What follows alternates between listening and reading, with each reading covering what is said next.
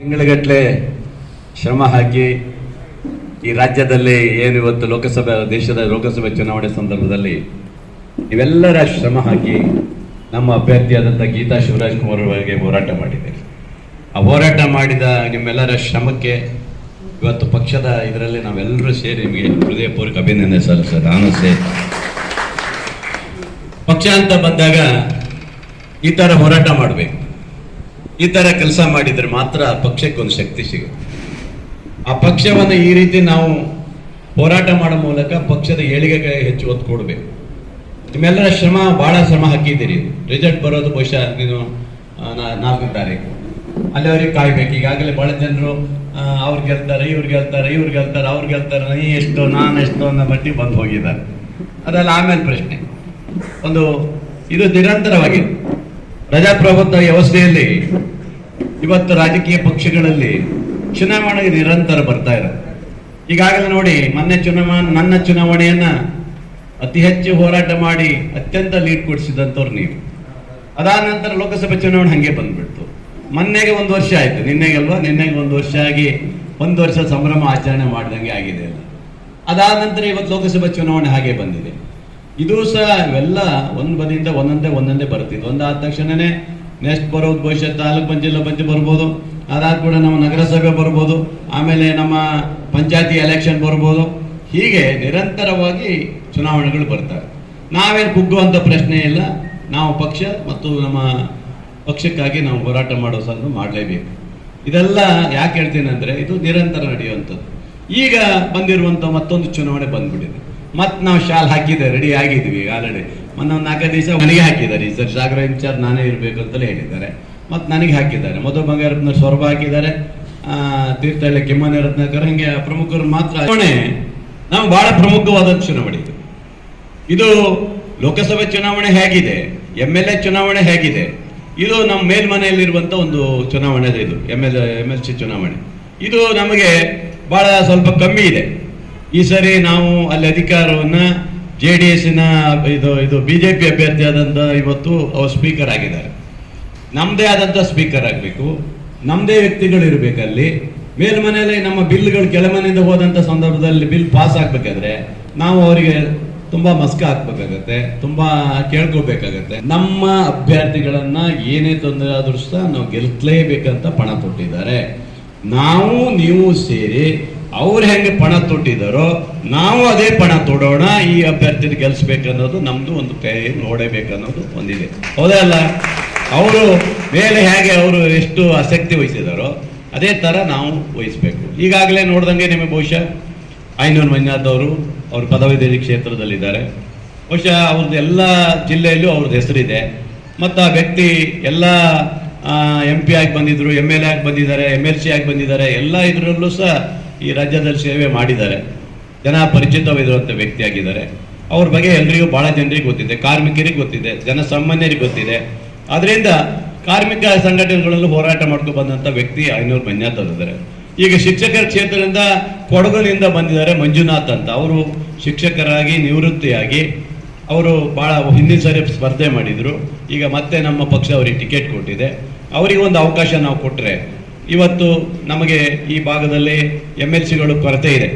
ನಮ್ಮ ಪಕ್ಷದ MLCಗಳು ಒಬ್ಬರು ಇಲ್ಲ ಇಲ್ಲಿ. ಎಲ್ಲ ಇವತ್ತು ರುದ್ರೇಗೌಡರು ಇದ್ದಾರೆ, ಬಹುಶಃ ನಾಳೆ ನಾಡ್ದು ವಾರ, ಅದು ಬಿಟ್ಟರೆ ಬಾಕಿ ಯಾರೂ ಇಲ್ಲ. ನಮಗೆ ನೋಡಿ ಎಲ್ಲೂ MLCಗಳಿಲ್ಲ. ಅದರಿಂದ ಆ ಒಂದು MLCಗಳನ್ನ ಗೆಲ್ಲಿಸ್ಬೇಕಾದ್ರೆ ನಿಮ್ಮ ಸಹಕಾರ ಬಹಳ ಪ್ರಮುಖ ಇದೆ. ಇವತ್ತು ಇದು ಲೋಕಸಭಾ ಚುನಾವಣೆ ಮತ್ತು ನಮ್ಮ ಚುನಾವಣೆ ಥರ ಅಲ್ಲೇ ಅಲ್ಲ. ಇದು ಶಿಕ್ಷಕರನ್ನ ನೀವು ಭೇಟಿ ಮಾಡಬೇಕು, ಪದವೀಧರು ಎಲ್ಲಿದ್ದಾರೆ ಹುಡುಕಿ ಭೇಟಿ ಮಾಡಬೇಕು, ಅದು ಕೊಡ್ತಾರೆ, ಎಲ್ಲೆಲ್ಲಿದೆ ಲೀಸ್ಟ್ ಕೊಡ್ಬೇಕು. ನಾವು ಇಷ್ಟೇ ಮಾಡಿ, ನಿಮ್ಮೂರಲ್ಲಿರುವಂಥ ನಿಮ್ಮ ಸ್ನೇಹಿತರು ಶಿಕ್ಷಕರು ಬೆನ್ನು ಬಿಡಬಾರ್ದು. ಅವ್ರಿಗೆ ಹೋಗ್ಬೇಕು, ಮಾಸ್ಟ್ರೇ ನಮ್ಮದೇ ಸರ್ಕಾರ ಮಾರ್ರೆ ಬಿಡಬಾರ್ದು, ನೀವು ಕೊಡಲೇಬೇಕಂತ ಅವ್ರು ಬೆನ್ನು ಹತ್ತಿರಿ. ಅವ್ರಿಗೆ ಹೋಗಿ ಪದೇ ಹೋಗಿ ಅವ್ರಿಗೆ ಮನವೊಲಿಸ್ಬೇಕು, ಅವರೊಂದು ಓಟ್ ಹಾಕ್ಸ್ಬೇಕು. ಏನು ಭಾಳ ಜನ ಅಲ್ಲ. ಆಮೇಲೆ ಸಾಗರದಲ್ಲಿ ಜಾಸ್ತಿ ಮನೆ ಮಾಡ್ಕೊಂಡಿದ್ದಾರೆ ಶಿಕ್ಷಕರು. ಅದಕ್ಕೆ ಹೆಣ್ಣು ಮಕ್ಕಳು ನೀವು ಸಹ ಜಾಸ್ತಿ ಜನ, ಒಂದು 2-3 ಜನ ಇದಾಗಿ ತಗೊಂಡು ಟೀಮ್ ಮಾಡ್ಕೊಂಡು ಎಲ್ಲರ ಮನೆಗೆ ಹೋಗ್ರಿ. ಇವತ್ತಿಂದ ಶುರುವಾದರೆ 2ನೇ ತಾರೀಕು ಓಡಾಡ್ಬೋದು, ಏನು ತೊಂದರೆ ಇಲ್ಲ.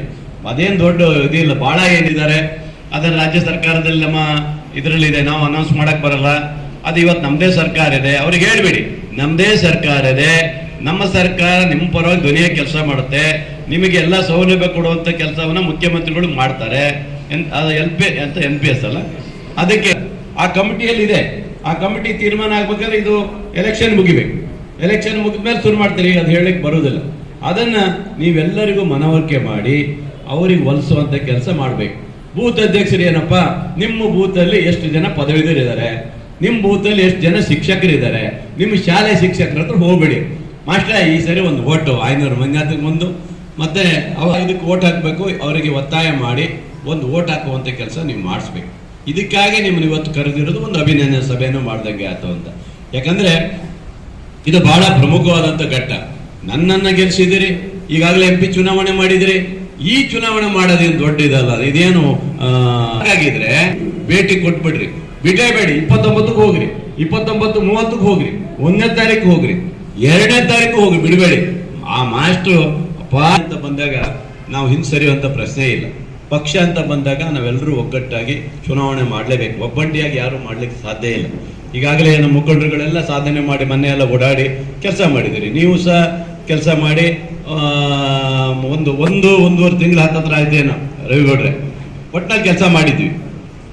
ಇದು ನಮ್ಮ ರಾಜಕೀಯ ಶಕ್ತಿ ಆಗ್ಬೇಕು, ಪಕ್ಷದ ಗಟ್ಟಿ ಆಗ್ಬೇಕು, ನಮ್ಮ ಅಭ್ಯರ್ಥಿ ಗೆಲ್ಬೇಕಂತ. ಯಾಕಂದ್ರೆ ಎಲ್ಲಾ ಪಕ್ಷದವರು ಅದೇ ಹೋರಾಟ ಮಾಡ್ತಾರೆ.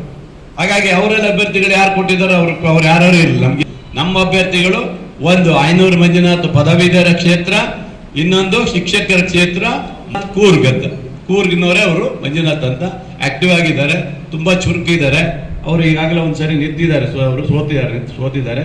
ಆವಾಗ ನಮ್ಮ ಸರ್ಕಾರ ಇರಲಿಲ್ಲ, ಈಗ ನಮ್ಮದೇ ಸರ್ಕಾರ ಇದೆ. ಗಟ್ಟಿಯಾಗಿದ್ರೆ ನಮ್ಮ ಸರ್ಕಾರ ಅವರಿಗೆ ಎಲ್ಲ ಕೊಡ್ಲಿಕ್ಕೆ ಅವಕಾಶ, ಏನೇನು ಸೌಲಭ್ಯ ಕೊಡ್ಲಿಕ್ಕೆ ಅವಕಾಶಗಳು ಇರ್ತವೋ ಅವೆಲ್ಲ ಮಾಡ್ಲಿಕ್ಕೆ, ಮುಂದೆ ಚುನಾವಣೆ ನಂತರ ಮಾಡ್ಲಿಕ್ಕೆ ಅವಕಾಶ ಇರ್ತವೋ. ಸರ್ಕಾರ ಇರೋದ್ರಿಂದ ಬೆಂಬಲಿಸಕ್ಕೆ ಒಂದು ಅವಕಾಶ ಸಿಗುತ್ತೆ, ಒಂದು ಅವಕಾಶ ಕೊಡಿ ಅಂತೇಳಿ ನೀವು ಮನೆಗೆ ಹೋಗಿ ಆ ಶಿಕ್ಷಕರನ್ನ, ಪದವೀಧರನ್ನ, ಈಗ ಪದವೀಧರ ನಾವು ಕೊಡ್ತಾ ಇದೀವಿ, ಅದು 5,000 ರೂಪಾಯಿ 3,000 ಕೇಳಕ್ಕೆ ಅವಕಾಶ ಇದೆ. ನಿನ್ನೊಂದು ಓಟ್ ಇದ್ರೆ ಹಾಕಪ್ಪ ನಮ್ಮ ಪಕ್ಷಕ್ಕೆ, ಮಂಜುನಾಥ್ ಒಂದು ಅವಕಾಶ ಕೊಡಿ, ಮಂಜುನಾಥ್ ಅವರಿಗೆ ಒಂದು ಅವಕಾಶ ಕೊಡಿ ಅಂತ ಕೇಳಿ. ಒಟ್ಟಾಗಿ ಕಾಂಗ್ರೆಸ್ ಪಕ್ಷದ ಅಭ್ಯರ್ಥಿಗಳಿಗೆ ಓಟ್ ಕೊಡ್ಬೇಕನ್ನಂತ ನೀವು ಮಾಡುವಂತ ಕೆಲಸ ಆಗ್ಬೇಕು. ಇಷ್ಟೇ, ಅದರಿಂದ ಬಹಳ ಇರಲ್ಲ. ಏನಾಗಿ ಜವಾಬ್ದಾರಿ ಕೊಟ್ಟಂತವ್ರು ಅವ್ರ ಪಾತ್ರ ಏನಂದ್ರೆ, ನೀವು ಯಾರ್ಯಾರು ಎಷ್ಟು ಜನರಿಗೆ ನಿಮಗೆ ಒಂದೊಂದು ಹೋಬಳಿಗೆ ಜಿಲ್ಲಾ ಪಂಚಾಯತಿ ವ್ಯಾಪ್ತಿಗೆ ನಿಮಗೆ ಕೊಟ್ಟಿದ್ದೀನಿ, ಅವರು ಆ ಭಾಗದ ಎಲ್ಲಾ ಶಿಕ್ಷಕರನ್ನ, ಎಲ್ಲಾ ಪದವೀಧರನ್ನ ಒಂದು ಸರಿ ಭೇಟಿ ಮಾಡೋದಲ್ಲ, ದಿನನಿತ್ಯ 3ನೇ 2ನೇ ತಾರೀಕುವರೆಗೂ ಸರ್ ಅವತ್ತು ಇರಬೇಕು. ಬೂತ್ ಎಲ್ಲಿದೆ ಅನ್ನೋ ದಿವಸ ನಮ್ಮ ಎಲ್ಲ ಮುಖಂಡರುಗಳು ಅಲ್ಲಿ ಇರಬೇಕು. ಹೊಡಿತಾರ ಅವ್ರು ಒಳ ಹೊಡ್ತದೆಲ್ಲ ಹೊಡಬಿಡ್ತಾರ, ಅವ್ರು ಹೋಗ್ಬಿಡ್ತಾರ. ಅವ್ರು ಏನೇ ಮಾಡಲಿ, ಅವ್ರದ್ದು ಏನಿದೆ ಗೊತ್ತಿಲ್ಲ. ನೀವು ನನಗೆ ಮಾಹಿತಿ ಕೊಡಬೇಕು. ಪಕ್ಷದ ಸೂಚನೆ ಏನೇನು ಬರುತ್ತೆ ಅದೇ ರೀತಿ ಅವರು ಹ್ಯಾಂಡ್ ಬಿಲ್ಗಳು ಕೊಡ್ತಾರೆ. ನಂದು ಒಂದು ಇರುತ್ತೆ, ಕಾಂಗ್ರೆಸ್ ಸಾಹೇಬ್ರದ್ದು ನಂದು ಒಂದು ಹಾಕ್ಬಿಟ್ಟು ಅಭ್ಯರ್ಥಿ ಫೋಟೋ ಹಾಕಿ ನಾನು ಒಂದು ಮನವಿ ಮಾಡ್ತೀನಿ. ಇವೆಲ್ಲ ಗುಂಗೆಬ್ಸ್ತಾ ಇದ್ದಾರೆ. ನೀವ್ಯಾರು ಹೆದರುಗಳು ಅಂತದಿಲ್ಲ. 136 ಜನ ಇದ್ದೀವಿ, ಭಾರಿ ಸ್ಟ್ರಾಂಗ್ ಜನ ಇದ್ದೀವಿ. ಬೇಳೂರು ಅಂತಾನೆ ಇರೋದು, ನೀವೇನು ಹೆದರ್ಕೊಳಕ್ ಹೋಗಬೇಡಿ. ಆ ಥರ ಎಲ್ಲ ಇದು ಹೇಳ್ದಲ್ಲ. ಬಹಳ ಜನರಿಗೆ ಗೊಂದಲ ಆಗುವಂತ ಪ್ರಶ್ನೆ ಇಲ್ಲ. ಅವ್ರು ಸುಮ್ಮನೆ ಗೊಂದಲ ಆಗ್ಬೇಕು, ಈ ಸರ್ಕಾರಕ್ಕೆ ತೊಂದರೆ ಕೊಡ್ಬೇಕು ಅನ್ನೋ ರೀತಿಯಲ್ಲಿ ಬಿಜೆಪಿಯವರು ಬಿಂಬಿಸ್ತಾ ಇದ್ದಾರೆ. ಅದು ಯಾವುದೂ ಆಗೋಕ್ಕಿಲ್ಲ. ಇವತ್ತು ನೋಡಿ, ರಾಜ್ಯದಲ್ಲಿ ಇವತ್ತು ನಮ್ಮ ಪ್ರಜ್ವಲ್ ರೇವಣ್ಣ ಕೇಸು ಅದನ್ನ ಬಿಜೆಪಿಯವರು ನಮ್ಮ ಮೇಲೆ ಹಾಕ್ತಾರೆ. ಕಾಂಗ್ರೆಸ್ನವ್ರು ಮಾಡಿದ್ರು ಅಂತ. ಇವೆಲ್ಲ ಯಾರು ಮಾಡಿದ್ರು? ಕಾಂಗ್ರೆಸ್ನವ್ರು ಮಾಡಿದ್ರು, ಬಿಜೆಪಿಯವ್ರು ಮಾಡಿದ್ರು, ಇನ್ನೊಬ್ರು ಮಾಡಿದ್ರು. ಅವ್ನು ಮಾಡಿದ ತಪ್ಪಲ್ವಾ? ಅದಕ್ಕೆ ಶಿಕ್ಷೆ ಆಗ್ಬೇಕು. ಏನಾಗಬೇಕು ಅದು ಹಾಗೆ ಆಗುತ್ತೆ. ಅದು ನಾವು ಬಿಡಕ್ಕಾಗೋದಿಲ್ಲ. ಶಿಕ್ಷೆ ಯಾರೇ ತಪ್ಪು ಮಾಡೋ ಶಿಕ್ಷೆ ಆಗ್ಬೇಕು. ಅದು ಶಿಕ್ಷೆ ಆಗುವಂತ ಕೆಲಸ ಅವ್ರು ಮಾಡ್ಬೇಕು. ಸರ್ಜೆ ಅಂತ ಯಾವ ಕಾರಮಾರಿ ಇದಲ್ಲ. ಇಂಥ ಕೇಸ್ಗಳನ್ನು CBI ವಹಿಸ್ಬೇಕು, ಇನ್ನೊಂದು ವಹಿಸ್ಬೇಕು ಅಂತ ಬಿಜೆಪಿ ಹೇಳ್ತಾರಲ್ಲ. ಹಂಗೆ ಹಾಲಪ್ಪನ ಕೇಸು CBI ವಹಿಸಿದ್ರಲ್ಲ ಮೊನ್ನೆ. ವಹಿಸ್ಬೋದಿತ್ತಲ್ಲ ಇವರು, ಅವತ್ತು ಯಾಕೆ ವಹಿಸಿಲ್ಲ? ಹಂಗಾರೆ ಅವತ್ತು ಶಿವಡಿಗೆ ಏನೋ ಕೊಟ್ಟರು ಅವತ್ತು. ಹಂಗಾರೆ ನಮ್ಮ SIT ಅವ್ರು ಏನು ಸ್ಟ್ರಾಂಗ್ ಇಲ್ವಾ? ನಮ್ಮ SIT ಪೊಲೀಸ್ದವ್ರು ತುಂಬಾ ಸ್ಟ್ರಾಂಗ್ ಇದ್ದಾರೆ. ಅವರೇ ಸಾಕು. ಇಂಥ ಕೇಸಲ್ಲ ಎಲ್ಲೂ ಕೊಡ್ಲಿಕ್ಕೆ ಬರುವುದಿಲ್ಲ. ಹಾಗಾಗಿ ಗೊಂದಲ ಆಗೋದೇನು ಬೇಡ. ಇವತ್ತು ಸರ್ಕಾರದ ಯೋಜನೆಗಳು ಏನಾಗಬೇಕು, ಕೆಲಸ ಆಗ್ಬೇಕಾದ್ರೆ ಸ್ವಲ್ಪ ನಮಗೆ ತಡ ಆಗುತ್ತೆ. ಈ ಸರಿ ನೋಡಿ, ನಾನು ಬಹಳಷ್ಟು ಗ್ರ್ಯಾಂಟ್ ತಂದಿದ್ದೀನಿ. ಆ ಗ್ರ್ಯಾಂಟ್ ಇವತ್ತು ನಿಮಗೆ ಬಿಡುಗಡೆ ಆಗಕ್ಕೆ ಆಗ್ತಾ ಇಲ್ಲ. ಇವತ್ತೆಲ್ಲ ತಡೆ ಹಿಡಿದು ಕೂತಿದ್ದೀವಿ. ಈಗ ನಿನ್ನೇನು ಶುರುವಾತು, ಮಳೆಗಾಲ ಶುರುವಾತು. ಇನ್ನು ನಾವು ಗಣಪತಿ ಹಬ್ಬ ಆದ್ಮೇಲೆ ಕೆಲಸ ಶುರು ಮಾಡೋ ಪರಿಸ್ಥಿತಿ ಬಂದು ಹೋಗಿದೆ. ಕೆರೆಗಳಿಗೆ ಬಂದಿದೆ, ಕೆರೆಗಳಿಗೆ ದುಡ್ಡು ಬಂದಿದ್ದು. ಈಗ ಏನು ಮಾಡೋಕ್ಕಾಗ್ತಾ ಇಲ್ಲ, ಪರಿಸ್ಥಿತಿ ಆಗ್ಬಿಟ್ಟಿದೆ ನಮ್ಗೆ ಈಗ. ಹಾಗಾಗಿ ಈ ವರ್ಷ ಅಭಿವೃದ್ಧಿ ಸ್ವಲ್ಪ ಹೋದ ವರ್ಷದ ಗ್ರಾಂಟ್ ಕಮ್ಮಿ ಆಗಿದೆ. ಈ ವರ್ಷ ಹೇಗೂ ಹೇಳಿದ್ದೇನಲ್ಲ, 3,80,00,000 ಕೋಟಿ ಇವತ್ತು ಏನು ಸರ್ಕಾರ ಬಿಡುಗಡೆ ಮಾಡಿದ್ದಾರೆ, ಏನು ಬಡ್ಜೆಟ್ ಅಲ್ಲಿ ಇಟ್ಟಿದ್ದಾರೆ. ಅದು ಈ ಸರಿ ಬರುತ್ತೆ, ನೆಕ್ಸ್ಟ್ ಇದಕ್ಕೆ ಬರುತ್ತೆ. ಅವಾಗ ಬೇಕಾದಷ್ಟು ಅಭಿವೃದ್ಧಿ ಮಾಡೋಕ್ಕೆ ಅವಕಾಶ ಇದೆ. ಅಭಿವೃದ್ಧಿ ಬಗ್ಗೆ ಏನು ಚಿಂತೆ ಮಾಡ್ಕೊಳ್ಳುವಂಥ ಪ್ರಶ್ನೆ ಇಲ್ಲ. ಈ ಬಿಜೆಪಿಯವರು ಹಣ ಇಲ್ಲ, ಇನ್ನೊಂದಿಲ್ಲ ಅನ್ನೋ ಪ್ರಶ್ನೆನೇ ಇಲ್ಲ. ನೀವು ಗ್ಯಾರಂಟಿಯಲ್ಲಿ ಹೆಣ್ಣು ಮಕ್ಕಳು ಇವತ್ತು ಯಾಕೆ ಖುಷಿ ಇದ್ದಾರೆ ಅಂದರೆ, ಇವತ್ತು ಈ ರೀತಿಯ ಯೋಜನೆಯನ್ನ ಈ ದೇಶದಲ್ಲಿ ಯಾರೂ ಮಾಡಿಲ್ಲ. ನೆನ್ಪಿಡ್ಕೊಳ್ಳಿ, ಯಾವ ಸರ್ಕಾರವೂ ಮಾಡ್ಲಿಕ್ಕಾಗಿಲ್ಲ. ನೋಡಿದ್ರ ಇವಾಗ ಮೋದಿಜಿಯವರ ಭಾಷಣ ಕೇಳ್ತಾ ಇದ್ದೀರಾ ನೀವು, ಇವಾಗ ಚೇಂಜ್ ಆಗಿದೆ. ಇವತ್ತು ಅವ್ರದ್ದು ಹಿಂದುತ್ವ ಪದ ಏನಿದೆ ಅದು ಸ್ವಲ್ಪ ಬದಲಾವಣೆ ಆಗಿ ಹೋಗ್ತಾ ಇದೆ ಇವತ್ತು ಮೋದಿಜಿಯವ್ರದ್ದು. ಕಾರಣ ಅವ್ರಿಗೆ ಗೊತ್ತಾಗಿದೆ, ಈ ಸರಿ ಹೊಡ್ತ ಬಿದ್ದಿದೆ. ಈ ಸರಿ ಮೋದಿ ಮೋದಿ ಅಂತ ಯಾರು ಹೋಗಿ ಕೂಗಾಡ್ಕೊ ಬಂದಿದ್ರಾ? ಯಾರು ಇರಲಿಲ್ಲ. ಅವರ ಬೆಂಬಲಿಗೆ ಅಷ್ಟೊಂದು ಮೋದಿ ಅಂತ ಯಾರು ಕೂಗ್ಲಿಲ್ಲ. ಕಾರಣ ಅಂದ್ರೆ ಇವತ್ತು ಯುವಕರಿಗೆ ಅವ್ರು ಕೊಟ್ಟಂತ ಪೆಟ್ಟು, ಉದ್ಯೋಗ ಇಲ್ಲದೆ ಎಷ್ಟೋ ಯುವಕರು ಇವತ್ತು ಏನು ಹತಾಶರಾಗಿದ್ದಾರೆ. ಅದಕ್ಕಾಗಿ ಮೋದಿ ಪರವಾಗಿ ಯಾರು ಹೋಗಿಲ್ಲ. ಅವರು ಈ ದೇಶದ ಉದ್ಯೋಗ ಕೊಡ್ತೀನಿ 2 ಕೋಟಿ ಅಂದಿದ್ರಲ್ಲ, ಅವ್ರಿಗೆ ಕೊಟ್ಟಿಲ್ಲ. ಅದು ಹೋಯ್ತು. ಅದು ಹೋದ್ಮೇಲೆ ಅವರು ಇದಾಯ್ತು. ಹೋದ್ ಸರಿ ಯಾಕೆ ಹವಾ ಇತ್ತು ಅಂತ ಹೇಳಿದ್ರೆ, ಅದ್ಯಾವುದೋ ಒಂದು ಇದಾಯ್ತಲ್ಲ, ಎಂತದ್ದು ಪುಲ್ವಾಮಾ ದಾಳಿ ಒಂದು ಉಪಯೋಗಿಸ್ಕೊಂಡು ಅವತ್ತೆಲ್ಲ ಹುಡುಗರಿಗೆಲ್ಲ ಮಾಯ ಮಾಡಿಬಿಟ್ರು. ಅದು ಆ ಪುಲ್ವಾಮಾ ದಾಳಿ ಎಷ್ಟು ವರ್ಷ ಮಾಡೋಕ್ಕಾಗತ್ತೆ ಅಲ್ವಾ? ಅದ್ಯಾರು ಕೇಳ್ತಾರ? ಅವ್ಯಾವುದು ನಡೆಯಕ್ಕೆಲ್ಲ. ಹಂಗಾಗಿ ಈ ಸರಿ ಇವತ್ತಿನ ಪೇಪರ್ ನೋಡಿದ್ದೀನಿ, ಕರ್ನಾಟಕದಲ್ಲಿ ನಿಲ್ಲಾಗಿದೆ ಅಂತ. ಈಗ ಇವತ್ತು ಯಾವುದೊಂದು ಪೇಪರ್ ನೋಡಿದೆ, ಮೋದಿಜಿಯವರ ಹವಾ ಇಲ್ಲ ಅಂತ.